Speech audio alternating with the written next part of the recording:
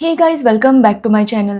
तो आज के इस वीडियो में मैं आपको एक्सप्लेन करने वाली हूँ 2026 में आई मूवी कृष्णावतरम पार्ट 1 द हार्ट। तो चलिए विदाउट वेस्टिंग टाइम मूवी का एक्सप्लेनेशन स्टार्ट करते हैं। तो मूवी स्टार्ट होती है एक जंगल से, जहाँ पर एक आदमी एक हिरण को मारने की कोशिश कर रहा था। बट जब वो तीर चलाता है तो वो तीर जाकर लगता है श्री कृष्ण को, और ये देखकर वो आदमी श्री कृष्ण से माफी मांगने लगता है। बट यहाँ पर कृष्ण उसे कहते हैं कि जो भी जन्म लेता है उसकी मृत्यु अटल है और यही सृष्टि का नियम है। जिसके बाद वो उस आदमी से बांसुरी मांगते हैं और बांसुरी बजाने लगते हैं, क्योंकि उन्होंने किसी से वादा किया था कि धरती छोड़कर जाने से पहले वो आखिरी बार बांसुरी जरूर बजाएंगे।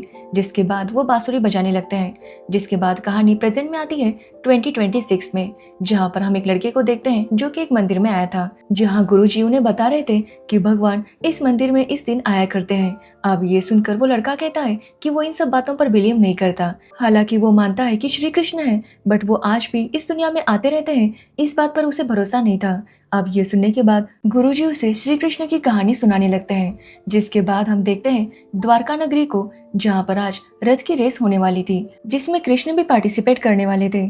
अब यहाँ पर हम सत्यजीत को देखते हैं, जो कि द्वारका के रॉयल ट्रेजरर थे, यानी कि खजांची, और वो श्री कृष्ण को बिल्कुल भी पसंद नहीं करते थे। उन्हें लगता है कि कृष्ण को सब लोग ज्यादा ही इंपॉर्टेंस देते हैं। अब कृष्ण भी इस बात को जानते थे कि सत्यजीत उन्हें पसंद नहीं करते। जिसके बाद अब रथ की रेस होने वाली थी, जहाँ पर सत्यजीत का जो सारथी था वो सो रहा था, और ये देखकर सत्यजीत काफी गुस्सा हो जाता है और उसे मार देता है। जिसके बाद रथ की रेस शुरू हो जाती है, जहाँ पर कृष्ण देखते हैं कि सत्यजीत की सारथी कोई लड़की है और उसका पहिया एक जगह पर अटक जाता है, और कृष्ण उसकी मदद करते हैं, जिसकी वजह से सत्यजीत जीत जाता है। वो बहुत ज्यादा खुश था। वो यहाँ पर सबको बताने लगता है कि कैसे उसके सारथी ने कृष्ण को हरा दिया। जो सुनकर कृष्ण उससे कहते हैं कि जीता सत्यजीत नहीं बल्कि उनका सारथी है। ये बोलकर कृष्ण अपनी एक माला उस सारथी को दे देते हैं और वहाँ से चले जाते हैं। जिसके बाद सत्यजीत उस सारथी के पास जाता है, जो कि कोई और नहीं बल्कि उसकी बेटी भामा थी। सत्यजीत भामा पर बहुत ज्यादा खुश था, क्योंकि उसने कृष्ण को हराया था। यहाँ पर भामा अपने पापा से कहती है कि वो किसी को भी ये ना बताए कि सारथी वही थी। जिसके बाद उसके पापा काफी खुश थे और वो भामा की बात मान जाते हैं। अब यहाँ पर हमें पता चलता है कि सत्यजीत की तो कृष्ण के साथ बिल्कुल भी नहीं बनती थी, बट भामा मन ही मन में कृष्ण से प्यार करने लगी थी और चाहती थी कि वो उनकी वाइफ बने। अब ये बात जब वो अपनी आंटी को बताती है, तो उसकी आंटी उसे यही कहती है कि भामा को अपनी दिल की बात कृष्ण को बतानी होगी। जिसके बाद हम देखते हैं कि भामा कृष्ण की बहन सुभद्रा से मिलने जाती है। दोनों काफी अच्छी दोस्त थी। अब यहाँ पर सुभद्रा उस सारथी के ऊपर गुस्सा थी जिसने कृष्ण को हराया था। अब ये जानकर भामा उससे पूछती है कि आखिर सुभद्रा को प्रॉब्लम क्या है उस सारथी से। तो सुभद्रा कहती है कि उसके भाई को कोई नहीं हरा सकता, उसके भाई बस उन्हीं से हारते हैं जिनसे वो प्यार करते हैं। जो सुनकर भामा को काफी अच्छा लगता है, क्योंकि कृष्ण जानबूझकर हारे थे ताकि भामा जीत जाए। अब यहाँ पर भामा सुभद्रा से कृष्ण के बारे में पूछती है, तो सुभद्रा उसे बताती है कि कृष्ण बस अब तक राधा से ही हारे हैं। अब यहाँ पर वो कृष्ण और राधा की स्टोरी उसे बताने लगती है कि किस तरह वो दोनों एक दूसरे से प्यार करने लगे। एक्चुअली कुछ सालों पहले जब कृष्ण और उनकी फैमिली को मथुरा छोड़कर द्वारका शिफ्ट होना था, तो कुछ टाइम के लिए वो बरसाने में रुके थे राधा की फैमिली के साथ। अब राधा को जब कृष्ण के आने का पता चलता है, तो वो उनका इंतजार करने लगती है बिना किसी बात की चिंता किए, जिसकी वजह से वो पानी में गिर जाती है और कृष्ण उसे बचा लेते हैं। अब राधा मन ही मन में कृष्ण से प्यार करने लगी थी, बट वो उनके सामने ऐसे दिखाती कि वो उन्हें पसंद नहीं करती। बट कृष्ण इस बात को अच्छे से जानते थे कि राधा उनसे प्यार करती है। जिसके बाद राधा और कृष्ण अक्सर मिलने लगते हैं और दोनों को एक दूसरे से प्यार हो जाता है। राधा जानबूझकर अपने घर में मक्खन ज्यादा छुपा कर रखती ताकि कृष्ण वहां पर आ सके। अब कृष्ण भी जानते थे कि राधा उनसे बहुत प्यार करती है और वो भी राधा से उतना ही प्यार करते थे। वो राधा से कहते हैं कि राधा और कृष्ण हमेशा साथ रहेंगे, युगों युगों तक उनकी प्रेम कहानी को याद किया जाएगा। जिसके बाद एक दिन राधा अपनी माँ को बता देती है कि वो कृष्ण के साथ शादी करना चाहती है। ये सुनकर उसकी माँ उसे कहती है कि वो कृष्ण को भूल जाए, क्योंकि राधा के पापा ने काफी टाइम पहले ही राधा की शादी किसी और के साथ फिक्स कर दी थी और उन्होंने अपनी जुबान दी थी, और अगर अब ऐसा नहीं होता तो राधा के पापा की इज्जत चली जाएगी। जो सुनने के बाद राधा को काफी बुरा लगता है कि आखिर वो क्या चूज करे। तो वही हम कृष्ण को देखते हैं, जिनके पास एक स्वामी आते हैं, जो कि कृष्ण से कहते हैं कि अब उन्हें जल्दी से द्वारका जाना होगा और वहां पर उनका जो फर्ज है वो निभाना होगा। अब ये सुनने के बाद कृष्ण को सब कुछ छोड़कर द्वारका जाने के लिए निकलना पड़ता है। जब वो जा रहे थे तभी वहां पर राधा आती है। राधा कृष्ण से कहती है कि आखिर वो सब कुछ छोड़कर क्यों जा रहे हैं, उनके जाने के बाद वो कैसे जिएगी। बट कृष्ण उससे कहते हैं कि उन दोनों को ही अपने अपने फर्ज निभाने होंगे। और रही बात उनके प्यार की, तो आज के बाद कृष्ण का नाम बिना राधा के नाम के नहीं लिया जाएगा। पहले राधा का नाम लिया जाएगा और उसके बाद कृष्ण का। ये बोलकर वो उसे कहते हैं कि हमेशा लोग राधा कृष्ण को याद रखेंगे। ये बोलकर कृष्ण अपनी बांसुरी राधा को देते हैं और वहां से द्वारका चले आते हैं। अब ये कहानी सुनने के बाद सत्यभामा को काफी बुरा लगता है कि कृष्ण और राधा की शादी नहीं हो पाई। अब यहाँ पर सुभद्रा सत्यभामा से कहती है कि अगर वो कृष्ण को पसंद करती है तो उसे डर है कि कहीं उसकी कहानी भी राधा और कृष्ण की तरह अधूरी ना रह जाए। अब जब भामा सुभद्रा के साथ बातें कर रही थी तभी वहां पर कृष्ण आ जाते हैं और वो भामा को देखकर पहचान जाते हैं कि भामा ही वो सारथी थी। जो सुनने के बाद भामा को काफी अच्छा लगता है। वो पहली बार उसने कृष्ण से बात की थी और इस बात से वो बहुत ज्यादा खुश थी। उसे अब एहसास हो गया था कि वो कृष्ण के बिना नहीं रह सकती। अब ये सुनने के बाद उसकी चाची उसे यही कहती है कि भामा को जल्दी से अपने दिल की बात कृष्ण को बतानी होगी। जिसके बाद हम कृष्ण को देखते हैं जो कि द्रौपदी के स्वयंवर में जा रहे थे और ये देखकर उसे काफी बुरा लगता है। बट सुभद्रा उसे समझाती है कि कृष्ण वहां पर शादी करने के लिए नहीं जा रहे। अब ये सुनने के बाद भामा कृष्ण के वापस आने का इंतजार करने लगती है। अब ऐसे ही कुछ दिन बीत जाते हैं और एक दिन कृष्ण वापस आते हैं। अब ये बात जैसे ही भामा को पता चलती है वो बहुत अच्छे से तैयार होती है क्योंकि आज वो कृष्ण को अपने दिल की बात बताने वाली थी और इसी वजह से वो उनके स्वागत में चली जाती है कि तभी वो देखती है कि कृष्ण तो वहां पर अपनी वाइफ रुक्मिणी के साथ आए थे। और ये देखकर भामा को काफी बुरा लगता है। उसके हाथ में जो थाली थी वो गिर जाती है और इस बात को कृष्ण और रुक्मिणी दोनों ही नोटिस कर लेते हैं। तो वही अब भामा बहुत ज्यादा गुस्से में थी कि कृष्ण ने उसके प्यार को क्यों नहीं समझा। जिसके बाद हम कृष्ण और रुक्मिणी को देखते हैं जहाँ पर रुक्मिणी कृष्ण से कहती है कि आखिर बिना उसे देखे वो उसके लिए कैसे आ गए। अब यहाँ पर हमें पता चलता है कि एक्चुअली रुक्मिणी की शादी तय हो गई थी बट वो कृष्ण से प्यार करती थी और इसी वजह से उसने कृष्ण को लेटर लिखा कि वो उनसे प्यार करती है और उनके साथ रहना चाहती है, जिसकी वजह से वो किसी और के साथ शादी नहीं कर सकती और शादी से पहले वो गौरी मंदिर जाने वाली है, इसलिए अगर कृष्ण चाहे तो उसे वहां से ले जा सकते हैं। अब ये जानने के बाद कृष्ण वहां पर चले जाते हैं और वो रुक्मिणी को वहां से लेकर आते हैं। जिसके बाद वो रुक्मिणी के साथ शादी करते हैं और उसे अपनी वाइफ बनाकर अपने घर लेकर आए थे। जिसके बाद हमें ये भी पता चलता है कि जब कृष्ण द्रौपदी के स्वयंवर में गए थे तो द्रौपदी उन्हें देखकर काफी खुश थी क्योंकि दोनों बहुत अच्छे दोस्त थे और काफी टाइम बाद मिल रहे थे। यहाँ पर द्रौपदी कृष्ण से कहती है कि उसे कैसा पति चाहिए। वो उसे 5 क्वालिटीज बताती है कि उसे ऐसा हस्बैंड चाहिए और कृष्ण उसे तथास्तु बोल देते हैं। तभी उनके हाथ पर चोट लगी थी जिस पर उनका भी ध्यान नहीं था। अब द्रौपदी जैसे ये देखती है वो अपना दुपट्टा फाड़कर उनके हाथ को बांध देती है ताकि उनकी चोट और ज्यादा गहरी ना हो जाए। अब ये देखकर कृष्ण उससे कहते हैं कि वो उसका एहसान कैसे चुकाएंगे ये उन्हें नहीं पता। साथ ही वो द्रौपदी से कहते हैं कि जल्द ही धर्म के लिए एक बहुत बड़ा युद्ध होगा जिसका अंत तो वो करेंगे बट शुरुआत द्रौपदी से होगी। तो वही हम भामा को देखते हैं जो बहुत ज्यादा अपसेट थी। तभी उससे मिलने के लिए सुभद्रा आती है जो कि जानती थी कि भामा का मूड ठीक नहीं होगा। यहाँ पर सुभद्रा भामा से कहती है कि वो एक बार कृष्ण को अपने दिल की बात बता दे। वो भामा को ये भी बताती है कि कृष्ण ने रुक्मिणी के साथ शादी क्यों की थी। अब ये सुनने के बाद भामा को काफी अच्छा लगता है और वो डिसाइड करती है कि वो कृष्ण को अपने दिल की बात बता देगी। तो वही भामा के पापा कृष्ण से कहते हैं कि जिस तरह कृष्ण रुक्मिणी को लेकर आए हैं उसका मतलब यही है कि वो भी किसी असुर से कम नहीं है जो औरतों को इस तरह से किडनैप कर लेता है। अब यहाँ पर कृष्ण उन्हें बताते हैं कि वो रुक्मिणी को अपनी वाइफ बनाकर लेकर आए हैं, वो भी उसकी मर्जी से। बिना उसकी मर्जी से उन्होंने कभी कुछ नहीं किया और जो व्यक्ति औरतों का सम्मान नहीं कर सकता उसे इंसान कहने का कोई अधिकार नहीं है। अब ये सुनने के बाद भामा के पिता चुप हो जाते हैं। तो वही कृष्ण भामा के पिता से कहते हैं कि पांडवों ने इंद्रप्रस्थ की स्थापना की है और उन्हें उनकी मदद करनी होगी क्योंकि पांडवों की जो माँ है कुंती वो कृष्ण की बुआ है और इस नाते वो उनकी मदद करना चाहते हैं। इसलिए वो भामा के पिता के पास जो सन ज्वेल था यानी कि एक खास टाइप का हीरा टाइप कुछ जिससे काफी सारा गोल्ड बना करता था और वो चाहते थे कि कुछ दिनों के लिए वो पांडवों के पास हो ताकि उनकी मदद हो जाए। बट ये सुनने के बाद भामा के पापा काफी गुस्सा हो जाते हैं और वो कृष्ण से कहते हैं कि उससे पाने के लिए उन्होंने सूर्यदेव की तपस्या की थी और सूर्यदेव ने वो उन्हें दिया था तो फिर वो किसी और को क्यों दे। वो यहाँ पर कृष्ण से कहते हैं कि अगर उन्हें पांडवों की मदद करनी है तो वो खुद करे, उनसे वो हीरा ना मांगे। अब ये सुनने के बाद कृष्ण उनसे कहते हैं कि उनके अंदर बहुत ज्यादा अहंकार आ चुका है और वो बस खुद के बारे में सोचते हैं जबकि उन्हें लोगों के कल्याण के बारे में भी सोचना चाहिए। यहाँ पर कृष्ण भामा के पापा से कहते हैं कि अगर वो चाहे तो इस हीरे को अभी ले सकते हैं, इसलिए वो उसे संभाल कर रखे। अब ये सुनने के बाद भामा के पापा अपने छोटे भाई को वो हीरा देते हैं और उसे कहते हैं कि वो यहाँ से इसे दूर लेकर जाए। जिसके बाद वो सभा में आते हैं और कृष्ण पर ये इल्जाम लगाते हैं कि उन्होंने ही उनके हीरे को चुराया है। तो वही भामा ने अपने पापा को उस हीरे को अपने भाई को देता हुआ देख लिया था। तो वही हम कृष्ण को देखते हैं जो डिसाइड करते हैं कि जब तक वो उस हीरे को ढूंढकर वापस लेकर नहीं आते तब तक वो द्वारका में पैर नहीं रखेंगे। ये बोलकर वो द्वारका से चले जाते हैं और ये देखकर भामा को काफी बुरा लगता है। जिसके बाद हम रुक्मिणी को देखते हैं जो उस लेटर को पढ़ लेती है जो कि भामा ने लिखा था। तभी वहां पर भामा आती है और यहाँ पर रुक्मिणी भामा से कहती है कि वो जानती है कि भामा कृष्ण से कितना प्यार करती है, क्योंकि जिस सिचुएशन से अभी भामा गुजर रही है उसमें से रुक्मिणी गुजर चुकी थी। वो यहाँ पर भामा को समझाती है कि कृष्ण तो सबके हैं, इसलिए उन्हें भामा से कोई नाराजगी नहीं थी।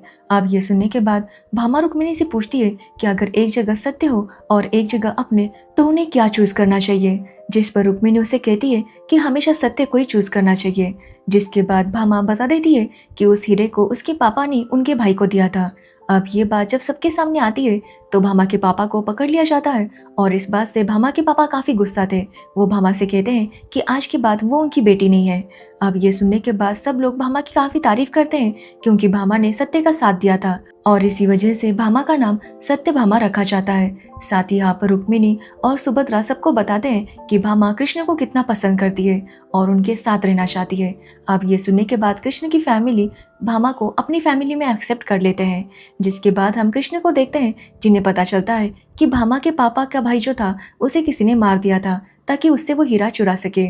जिसके बाद कृष्ण को पता चलता है कि एक्चुअली जंगल में रहने वाले एक कबीले ने उस हीरे को चुराया था, इसलिए कृष्ण वहां पर जाते हैं और उस कबीले के लीडर से वो हीरा वापस मांगते हैं। बट वो लीडर कहता है कि जब तक वो उनके साथ फाइट नहीं करता वो उन्हें हीरा नहीं देगा। जिसके बाद कृष्ण और उसके बीच फाइट शुरू हो जाती है और कुछ ही पल में उसे एहसास हो जाता है कि कृष्ण कोई साधारण नहीं है। वो यहाँ पर उनसे माफी मांगता है, जिसके बाद वो उन्हें वो हीरा लौटा देता है। बट साथ ही वो कृष्ण से कहता है कि वो उनकी बेटी से शादी कर ले। अब कृष्ण भी इसके लिए मान जाते हैं और वो जम्बावती से शादी कर लेते हैं। जिसके बाद वो द्वारका वापस आते हैं और यहाँ पर वो भामा के पापा को बताते हैं कि वो इस हीरे को वापस लेकर आए हैं। अब यहाँ पर भामा के पापा को भी अपनी गलती का एहसास हो गया था। वो यहाँ पर कृष्ण से माफी मांगते हैं और उनसे कहते हैं कि उनके अंदर बहुत ज्यादा अहंकार आ गया था, बट अब उन्हें अपनी गलती का एहसास हो चुका है। साथ ही वो कृष्ण से माफी मांगते हैं और उन्हें थैंक्स कहते हैं कि कृष्ण ने उनकी बेटी को अपनाया है। अब ये सुनने के बाद कृष्ण भी काफी हैरान थे। तभी उन्हें भामा के बारे में पता चलता है। जिसके बाद कृष्ण भामा को अपना लेते हैं और उसके साथ शादी कर लेते हैं। अब शादी में नारायण भी आए थे जो कि कृष्ण को एक खास टाइप का फूल गिफ्ट करते हैं। अब कृष्ण उस गिफ्ट को लेकर रुक्मिणी को दे देते हैं और ये बात भामा को अच्छी नहीं लगती कि शादी उनकी हो रही थी तो फिर उस फूल को रुक्मिणी को क्यों दिया गया। जो सुनकर कृष्ण भामा से कहते हैं कि रुक्मिणी भी कृष्ण से उतना ही प्यार करती है जितना भामा करती है, बट फिर भी वो भामा के प्यार के लिए अपने पति को भामा के साथ बांटने के लिए तैयार हो गई। तो क्या भामा एक गिफ्ट को नहीं बांट सकती? जिस पर भामा का कहना था कि वो ऐसा नहीं चाहती कि वो किसी का हक छीने, बट वो ये भी नहीं चाहती कि उसका हक कोई और छीने। अब यहाँ पर कृष्ण उसे समझाने की कोशिश करते हैं, बट भामा काफी ज्यादा जलस फील कर रही थी। अब दूसरे दिन वो देखती है कि कृष्ण कुछ गिरे हुए फूलों को उठाकर वापस पेड़ पर लगा रहे थे और इस बात से वो काफी हैरान थी। वो जाकर रुक्मिणी से इस बारे में बात करती है तो रुक्मिणी कहती है कि कृष्ण ऐसा तभी करते हैं जब उन्हें राधा की याद आती है, क्योंकि वो फूल राधा को बहुत ज्यादा पसंद है। अब ये सुनने के बाद भामा डिसाइड करती है कि वो भी राधा की तरह उन्हीं फूलों से सजेगी। जिस पर रुक्मिणी उसे कहती है कि कृष्ण के पास राधा है बट उनके पास भामा एक ही है, इसलिए सत्यभामा को भामा बनकर ही रहना होगा। लेकिन सत्यभामा चाहती थी कि वो राधा की जगह ले ले, मतलब कृष्ण के लिए सबसे ज्यादा इम्पोर्टेंट वही हो, और इसी वजह से वो नारायण के पास जाती है और उनसे कहती है कि वो कोई ऐसा रास्ता बताए जिसके बाद कृष्ण बस भामा के ही बनकर रहेंगे। जो सुनकर नारायण उससे कहते हैं कि कृष्ण के वजन जितना सोना वो दान कर दे और उसके बाद कृष्ण बस उसके बनकर ही रहेंगे। अब ये सुनने के बाद भामा ऐसा ही करती है, बट वो जितनी भी ज्वेलरी डाल रही थी वो कम ही पड़ रही थी। ये देखकर रुक्मिणी समझ जाती है और वो एक पत्ते को लाकर उस वजन कांटे पर डाल देती है, जिसके बाद वो नीचे चला जाता है। अब ये देखकर भामा को एहसास हो जाता है कि वो अहंकार में सब कुछ कर रही थी और यहाँ पर वो समझ गई थी कि जितना प्यार वो कृष्ण से करती है बाकी लोग भी उतना ही उनसे प्यार करते हैं। तो वही हम नारायण को देखते हैं जो कि कृष्ण को बताते हैं कि नरकासुर नाम के असुर ने 16,000 लड़कियों को किडनैप किया है और वो बहुत ज्यादा शक्तिशाली है। साथ ही उसे वरदान है कि उसे बस उसकी माँ ही मार सकती है और उसकी माँ की कब की डेथ हो चुकी है। अब ये सुनने के बाद कृष्ण कहते हैं कि जो भी इंसान जिंदा है उसकी मौत होना निश्चित है, ताकि वो फिर से पुनर्जन्म ले सके। इसलिए नरकासुर का भी अंत हो जाएगा। जिसके बाद सभी लोग जब गेम खेल रहे थे तो कृष्ण की वाइफ उनसे कहती है कि अगली बार वो भी उनके साथ आना चाहती है। अब ये सुनने के बाद कृष्ण उनसे कहते हैं कि इस गेम में जो भी जीतेगा वो उनके साथ जाएगा।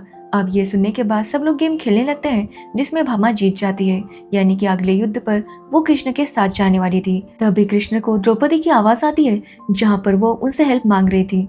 एक्चुअली द्रौपदी का वस्त्रहरण हो रहा था और वो उसी के लिए कृष्ण की मदद मांग रही थी। जिसके बाद कृष्ण अपनी शक्तियों से उसकी मदद कर देते हैं, बट उन्हें इससे काफी बुरा लगता है कि आखिर किसी औरत के साथ ऐसा कैसे हो सकता है, वो भी उन लोगों के सामने जो बहुत बड़े विद्वान हैं। उनके अंदर काफी सारा धर्म का नॉलेज है, फिर भी वो सभी लोग चुप थे। कृष्ण यहाँ पर अपने भाई से कहते हैं कि वो हमेशा कोशिश करते हैं कि सब कुछ प्यार से रहे, बट हर बार उन्हें हथियार उठाने के लिए मजबूर किया जाता है। जिसके बाद कृष्ण भामा के साथ नरकासुर का सामना करने के लिए चले जाते हैं। अब यहाँ पर नरकासुर बहुत ज्यादा ताकतवर था और यहाँ पर उनकी फाइट शुरू हो जाती है, जहाँ पर कृष्ण भामा को बताते हैं कि नरकासुर की मौत बस उसकी माँ के हाथों ही हो सकती है और नरकासुर की इस जन्म वाली माँ तो नहीं रही, बट अगले जन्म में उसकी माँ होगी भामा। अब ये सुनने के बाद भामा समझ जाती है, जिसके बाद वो नरकासुर को मार देती है और इस तरह से नरकासुर का अंत हो जाता है, यानी कि नरकासुर का पुनर्जन्म होगा और इस जन्म में उसकी माँ होगी भामा। तभी कृष्ण उन सारी लड़कियों को आजाद करवाते हैं जिन्हें नरकासुर ने कैद करके रखा था। अब वो लड़कियां आजाद होने के बाद भी खुश नहीं थी और इस बात से कृष्ण काफी हैरान थे। तो ये देखकर भामा उन्हें बताती है कि ये लोग एक असुर के यहाँ से वापस जाएंगे, तो अब इन्हें इनके घर वाले भी नहीं अपनाएंगे। इसलिए वो कृष्ण से कहती है कि वो उन्हें अपना ले। ये सुनकर कृष्ण काफी हैरान थे कि जो भामा सबसे जलस होती थी, आखिर वो ऐसा कैसे कह सकती है। तो भामा उनसे कहती है कि अब वो समझ चुकी है कि कृष्ण तो सबके हैं, जो भी उन्हें दिल से पुकारता है कृष्ण उन सबके पास आ ही जाते हैं। इसलिए वो कृष्ण से कहती है कि वो इन सबको अपना ले, ताकि इनसे जब उनके पति का नाम पूछा जाएगा तो ये कह सके कि द्वारकाधीश की पत्नियां हैं और इन्हें वो रिस्पेक्ट मिल सके। अब कृष्ण भी उसकी बात मान लेते हैं और सबसे शादी कर लेते हैं। जिसके बाद कुछ टाइम बीत जाता है और कृष्ण अपने भाई के पास जाते हैं, जहाँ पर वो उन्हें बताते हैं कि महाभारत का युद्ध खत्म हो गया, बट उसके बाद गांधारी ने उन्हें श्राप दिया कि उनकी द्वारका नगरी डूब जाएगी। अब कृष्ण जब अपने भाई को ये सब कुछ बता रहे थे कि उनके भाई ने तो देह दान कर दिया था। जिसके बाद कुछ टाइम ऐसे ही बीत जाता है और एक दिन हम भामा को देखते हैं, जो काफी टाइम से कृष्ण का इंतजार कर रही थी और आज बहुत टाइम बाद कृष्ण वापस आने वाले थे। लेकिन तभी भामा कहती है कि जब तक कृष्ण खुद उसके पास नहीं आते वो बाहर नहीं आती। ये बोलकर वो अपने दरवाजे को बंद कर देती है। जिसके बाद हम देखते हैं कि एक्चुअली कृष्ण को बाण लग चुका था, यानी कि जो सीन हमने मूवी के स्टार्ट में देखा था वही यहाँ पर दिखाया जाता है कि कृष्ण को बाण लग चुका है और इसके बारे में सबको पता चल जाता है कि कृष्ण अब जल्दी दुनिया छोड़ने वाले हैं। अब यहाँ पर सब लोग भामा को बाहर पुकार रहे थे, बट भामा बाहर आने से मना कर देती है। तभी उसे कृष्ण की आवाज आती है और वो उसे बाहर बुलाते हैं, जिस पर भामा कहती है कि उन्हें सबसे पहले उसे एक वचन देना होगा कि आज के बाद वो जहाँ भी जाएंगे उसे अपने साथ लेकर जाएंगे। जिस पर कृष्ण उसे तथास्तु कहते हैं और भामा बाहर आती है तो उसे पता चलता है कि कृष्ण अब इस दुनिया में नहीं रहे। ये सुनने के बाद भामा काफी हैरान थी, क्योंकि अभी तो उसने कृष्ण के साथ बात की थी और उन्होंने उसे वचन भी दिया था। ये सुनने के बाद भामा तुरंत वहां से भागने लगती है। तो वही हम देखते हैं कि समुद्र में लहरें काफी ज्यादा बढ़ चुकी थी, ऐसा लग रहा था कि सुनामी आने वाली है।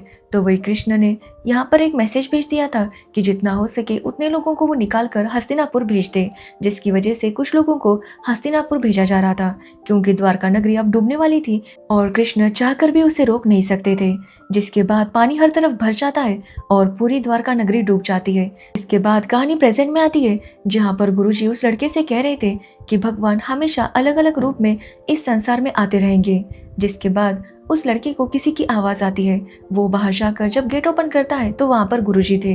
गुरुजी उससे कहते हैं कि उन्हें आने में देर हो गई। ये सुनकर वो लड़का काफी हैरान था, क्योंकि इतने टाइम से तो वो गुरुजी के साथ बातें कर रहा था, तो वो कौन थे। और यहाँ पर उसे एहसास हो जाता है कि भगवान को जब याद किया जाता है तो भगवान अलग अलग रूप में अपने भक्तों से मिलने आते ही है। और इसी के साथ ये मूवी एंड हो जाती है। तो ये थी कृष्णवर्तम मूवी की स्टोरी। अगर आपको इस मूवी की स्टोरी और मेरा एक्सप्लेनेशन पसंद आया हो तो वीडियो को लाइक कमेंट शेयर जरूर करना और मेरे चैनल को सब्सक्राइब करना बिल्कुल मत भूलना। Thanks for watching video.